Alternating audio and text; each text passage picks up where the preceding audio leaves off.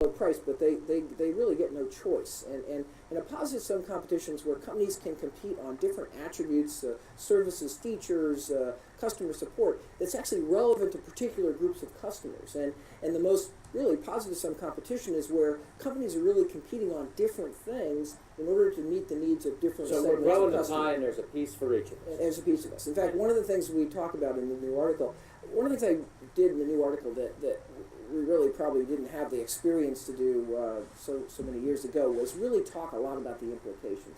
If this is the way competition works, what do you do about it?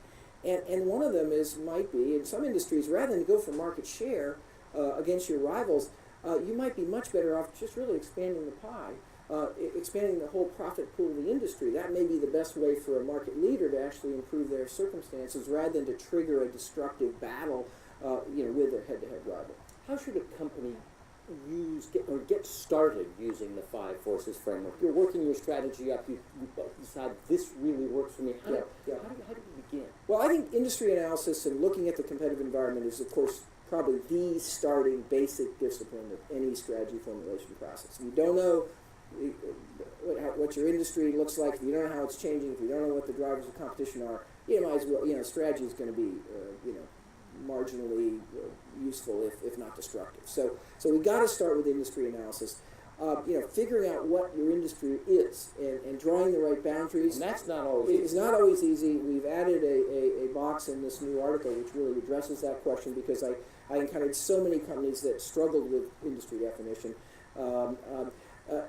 Identifying really what the industry structure is in your particular industry. And then there's another thing that a lot of managers do. They kind of go through the industry analysis and they say, okay, this is good, this is bad, this is good, this is bad. So this is a attractive industry or unattractive industry. But of course, the real question is, how's that industry changing? Some have taken the 5 Forces as really a static snapshot.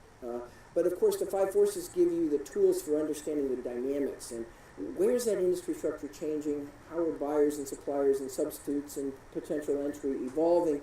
And then what implications does that hold for your strategy? How do you position yourself to find that spot within the industry that you're at, where you can command a really good profit given the 5 Forces?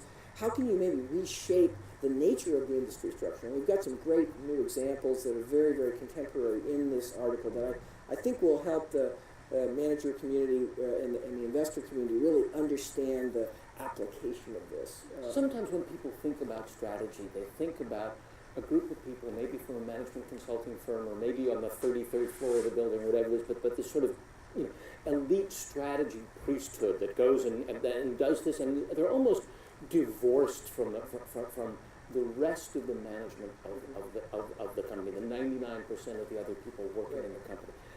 How can a strategy become part of the day-to-day life of a working stiff manager in a company? How do you apply this framework, this thinking? How do you use it? Well, we think that this way of looking at an industry needs to be very, very broadly understood in the organization. I mean, and the thing about it is that managers, even rank and file employees, it's intuitive. People understand. We have these customers, we have these suppliers. We're struggling with them every day. They're trying to get a better deal. We're trying to get a better deal. So intuitively, I think this is a way of helping people sort of step back from all the excruciating little details that characterize any business and say, what's really important here?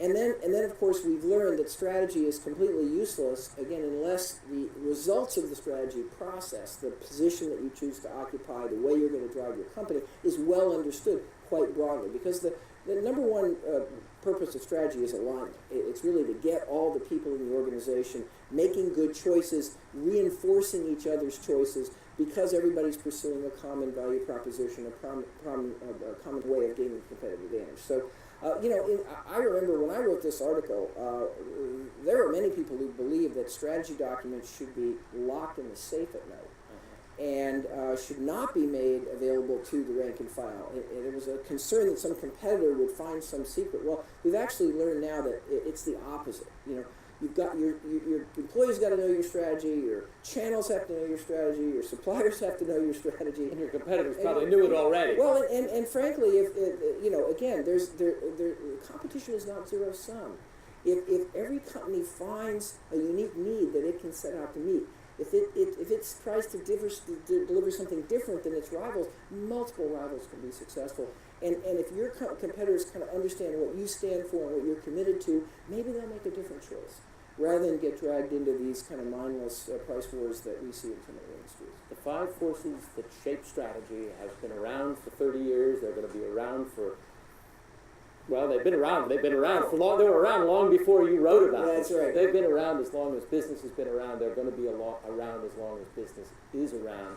The new article is just fabulous, and thank you so much. Thank you. Well, I'm looking forward to kind of getting another surge of feedback from the practitioners, and we'll keep learning.